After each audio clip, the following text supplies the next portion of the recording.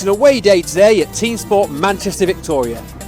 I have been here once before for a public session where... What are you doing? What are you doing? In hindsight, not my proudest moment. Now, it got over 60,000 views on Instagram, so maybe I should just cry harder, right? Pash decided to join me last minute for his very first taste of Victoria, and rude. Now, normally, I don't show practice before gridding up for the race, and this would be no exception. Considering all the melees happening all over the track, I'm just pootling along, having a lovely time, just waiting for when we get called to the grid. When it is time, though, it soon becomes apparent that this wasn't just practice, this was a qualifying session. Who knew? Nobody knew, but hey, why not? So, because I was having a Sunday drive during quali, I'm sat in P13 of 14, which will make these first few opening laps super fun. Pash is qualified all the way at the other end of the grid in P2, so that's where I need to be while we wait for the green lights.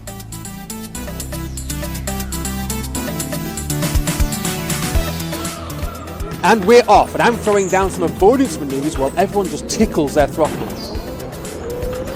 I will propagate this guy to try and get my point across, as this is the slowest start to a race I've ever seen. 3 guys plowing to the wall upstairs, so I'm up 6 places in the opening corners. Nope, 7.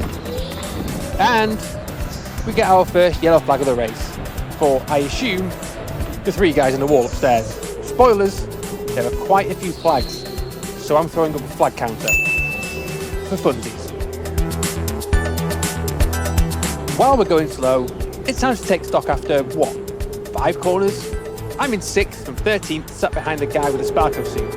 Pash has maintained his second position a couple of corners up the road. Simultaneously, we start lap 2 and we go green. I'm slow off the mark here, so Sparko scores himself a gap while I hit a wall.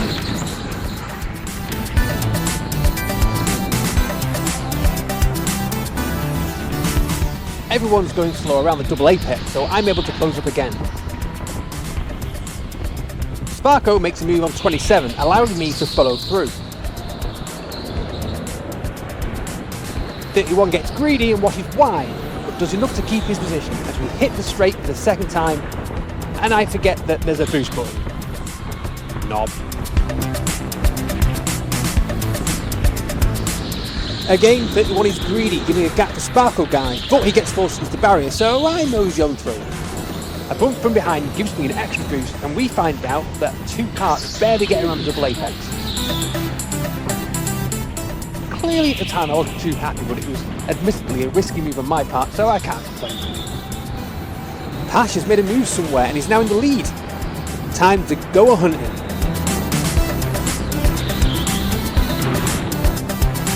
I'm getting on second, as you see we're getting close to the first back markers. I pump the brakes far too much.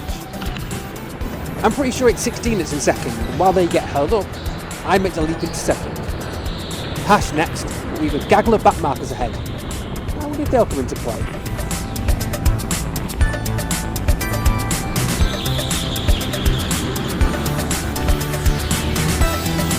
Pash makes a move on 28, so I go through as well. Number 14 is causing Pash issues, and he's clearly not seen how close I am, as I take the opportunity to take the lead of this race.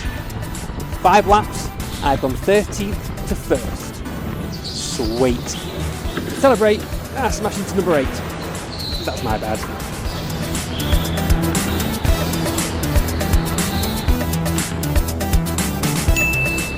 Closing off lap 6, we get our second yellow, but it's back to green real quick.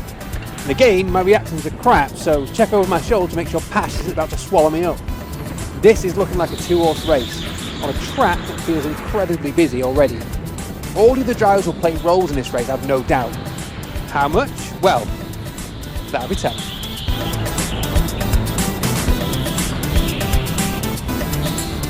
As you close off lap 8, and after a lap or 2 with an open road, I'm taking the inside upstairs to lap number 35. Then, find another group ahead of me waiting to be my roadblock to success. First up, we've got 34 going mad slow in the tunnel section, throwing me right off. But it's a simple one after that. Now, I'm not going to show all the passes here. As I said, it was a very busy track, so I'll just be picking some highlights. and the flags of course, are coming together at the bottom of the ramp, brings out yellow flag number 3. Oh, but it gives me a chance to highlight kart 3 ahead. After the race, neither of us were sure where I had lapped him. I want to follow your line. What a nice fella. So to answer your question number 3, as to where I passed you, you're going to let me through real soon. Cheers, brother. But even though he was giving me the go-ahead to get past, I've dropped back from him as I'm distracted by Pash making the ground with the yellow flag, the scam. So distracted, I don't see the green. Again. Knob. Now I'm not close enough to 3 to pass easily, but he's hooked me out down the ramp. Good man.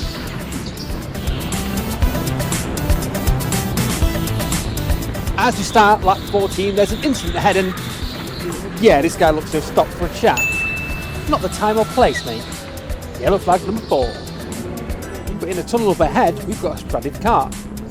This yellow goes on a while, and we pass this poor guy twice. Banter between the boys in shoes.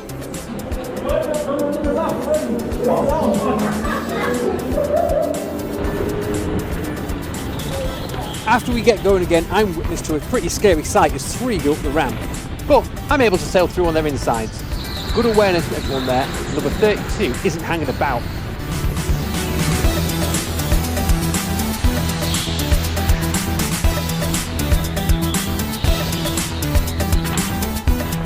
A slow exit for the tunnel means he's right for taking into the first hairpin. After the second, we get a glimpse of Pash. It's not like I'm running away with us.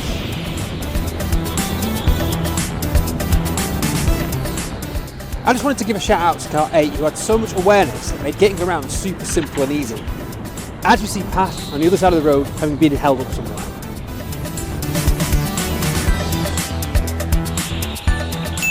Yellow number 5, ladies and gentlemen, and the track is blocked. Probably should have been a red, but the marshal is all over it. Does mean now I'm a little concerned with the ground Pash will make up while I'm sat here. Marshall has done a stellar job here. We're back underway real quick. These guys at Victoria are switched on. And there's Pash. He's definitely made up some ground, but there are a few karts separating us.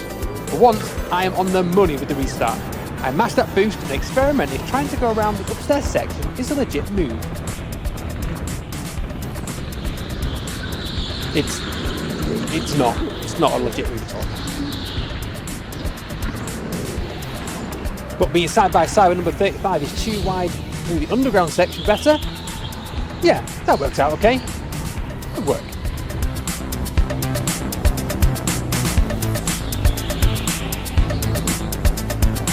But it's not long until we get our yellow number 6. And Pash is crazy close. He's not even on screen right now. Length won this, but I do get to see some back and forth banter up ahead. Just to keep me amused. I mean, come on, Ed, it's bullcrap. It is Anchor Man, not Anchor Lady, and that is a scientific fact. I don't know what we're yelling about. Any excuse to go Anchorman. We get going again, and I decide they need splitting up these two. I make the move into the first hairpin, and now I'm sat behind Sparkle Man, who, as I'm going to find out, he's no slouch.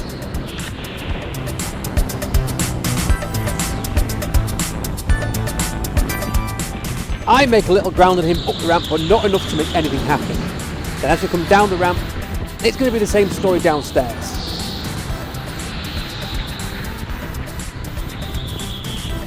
Until we get to kart 34, who we're both passing single file. He brake checked himself a little, so I need to avoid. Now there's no move around these hairpins. I think this is the longest I've been behind someone.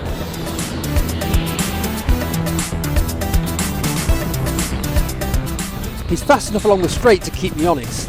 And once we're up the ramp and taking the right before heading down the ramp, it's the same again here.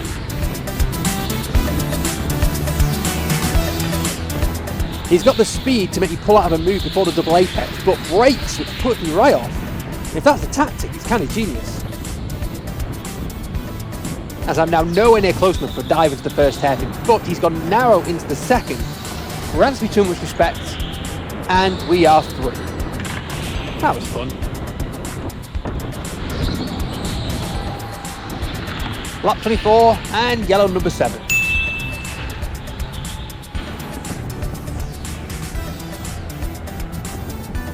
Time to take stock as to where Pash has gone. But I can't see him anywhere. Good.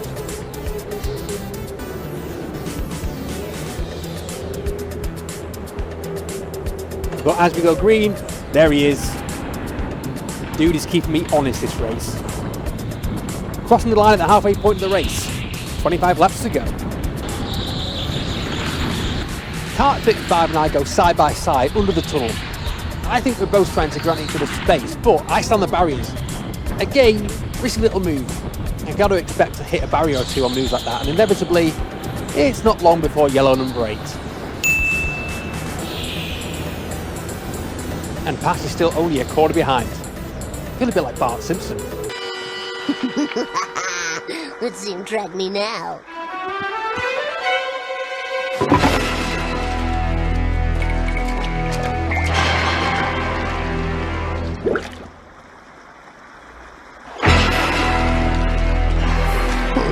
God, he is like some sort of non-giving up school guy. Kart 28 takes a break on the apex of the final hairpin, but I manage the move. But then, as we go down the straight, I hear some tyres squeal. Further into that same lap, we go yellow for the 9th time, due to what appears to be Kart 28 facing the barriers. Did I do that? More importantly, how close is Pash now after we've all got stacked up? I can't see him, but I think he's only 3 karts behind. And I cannot shake this guy. So when we go green, I don't want to be hanging around. I look to use the other drivers as a buffer. That's a good defence, right? It worked out so well at Abu Dhabi in 2021 for Lewis Hamilton, didn't it? Michael, this isn't right. No, Michael, no, Michael, that was so not right. But it's not long until we get yellow flag number 10. So let's move on. Both from this yellow and from Abu Dhabi 2021. Kart 36 hasn't made it easy to get past, but he's used his boost earlier than me on the straight so I can get into turn 1. The end of this lap brings out our first red flag, while we sit, and once again front row, for an entertaining exchange. I can't hear a word you're saying. For those wondering, I think Pat is skulking behind this pillar. Then our reflexes get tested. Ah, see, there he is. Not so sneaky now, but he's only a matter of a few karts left behind. Now we get going again. In front of this dude ahead is an open track, so I gotta leap this guy quick. And then pounding the laps to increase that gap again.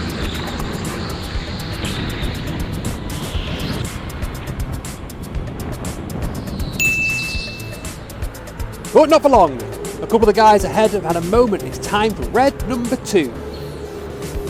Seems I've found a simpler route through the pack as my gap to Pash has increased over the lap.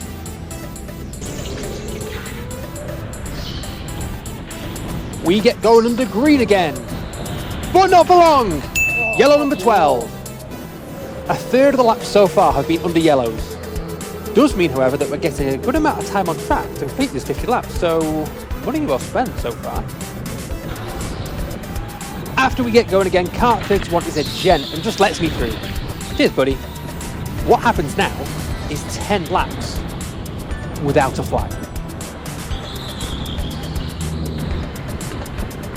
Patch goes by waving while I've decided to see if you can keep your footing around the upstairs section. You can, but don't do it. So far in this race, there's barely been a clean lap with all the yellow flags and red flags and karts that need lapping. And even with these 10 laps without yellows, there's always been someone to overtake, but lap 39 will be open, and it's where I'm about to put in my PB for Victoria. So, for any regulars at Victoria, let me know how I can improve as a heavyweight. We hit the straight and it's a lift around the right, back on the throttle where I've got traction, kissing that second apex. A short stab the brakes at the bottom, back on it on the apex, then full throttle around the double apex. I think I should miss the first apex a little, but let me know. Now I'm aiming at my turning point. Lift as the concrete changes, brake and then turn into it. Then a slight lift around the second hairpin. I think I'm messing up the entry to the first hairpin. I need to come out straight for it and use more angle to not go too wide on exit. I'm also using my boost too late. But that was a 33.1, so respectfully enough on a speed 3 I think. And checking across the track, I think I'm pretty clear of the pass attack.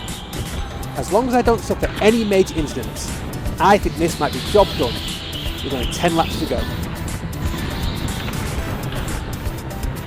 But then here comes a big old group of guys I need to tiptoe around. I get the first into the first hairpin, and further along I get the second on the upstairs section. Number 3, just before the double apex. Next up the road is Sparko, and he's looking to make a move on Blue into the first hairpin. But it all gets a bit messy. Blue now goes shallow and then deep. I go around the outside and now I'm in the barrier. As long as I don't suffer any major incidents. Yep, I am the reason for unlucky yellow number 13 after 10 laps without any incidents. But the marshal has me out in a jiffy. Cheers, mate. But then, here's Pash. With 6 laps to go, it's not a massive lead, but it should be enough. But my instinct was the cork in the bottle, and before long, we have yellow number 14. And also red number 3. Someone is lodged in the same place I was. I feel your pain, brother. As we restart, there's Pash going around the hairpin, and these two are having a bit of a debrief after the incident. Time to go, and I cannot rest easy. Pash is not far away. A nice move on the inside here into the first hairpin, followed by a nice switch back into hairpin 2.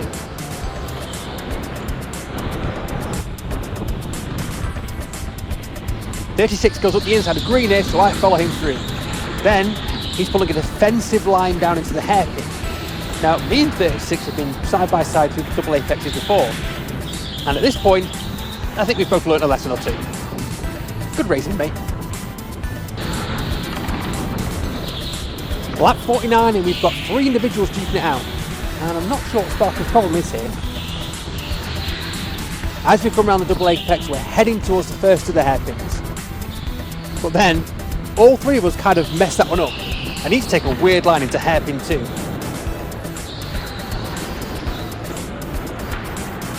Sparko is still not happy, but we're both through and on to the final lap of this race. Now the question is, do I play it safe and just stick behind this guy? There's a chance that on the last lap we could ruin each of those races. I've no idea how far behind Pash is, and I have no idea where this guy is in the race. This isn't the position, so probably let's just be chill, right? We're half a lap left, but he's left the door open, so bollocks to it. I couldn't resist. We're round the final corner, heading onto the straight, and we're heading for the checkered flag. And that is P1 in my first race at Victoria, and what a blast. Pash sculpts into second, and kart 3 from lap 12, if you remember, brings it home in third.